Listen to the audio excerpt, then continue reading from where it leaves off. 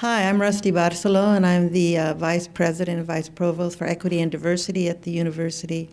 of Minnesota. And I have to say that I'm very, very pleased that on the third day of the Keeping Our Faculties Conference #4, that it has really culminated in a wonderful event. The event has really allowed us to explore some themes around issues of the need for us to think about issues of accountability. How do we look at new models to do this work in the 21st century, as well as to look at some of the challenges in terms of some of the current legislation in states like Michigan, California, and Washington in terms of how does it affect creating a diverse faculty on campuses, and what does this mean certainly for the rest of the nation. But I think another important thing that has emerged in the last 3 days is really the exciting conversations that are taking place, at the tables during dinner as well as in the hallways, and the sharing of all the important work that's being done across our country.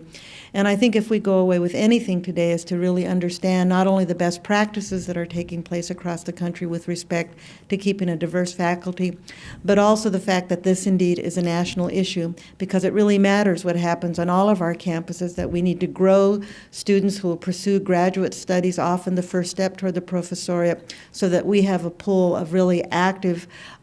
kind of individuals that we might consider for future faculty positions at our different institutions, be we community colleges, private, etc. And I think that's another important aspect of this conference, is how we have brought together all the different representations of institutions, from community colleges to major research institutions, as well as public and private institutions. And I think that's just created really a very important dialogue. So I'm just really pleased and honored that the University of Minnesota has provided the important leadership in bringing all of these different voices and representatives from throughout the country together to participate in this wonderful event.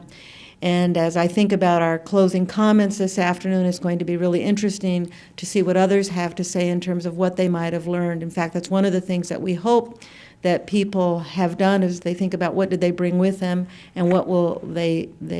take with them to their respective campuses. And of course, one of the things that we hope to do following the conference is to look at a publication highlighting the plenaries as well as many of the workshops and presentations that took place, so that it's more accessible to others who are not able to make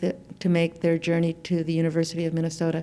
Again, I'm just so pleased that our institution have provided the kind of support to do this, but of course we didn't do it alone. We partnered with institutions throughout the state of Minnesota to make this happen. And of course, when we come together, it's amazing what we can accomplish.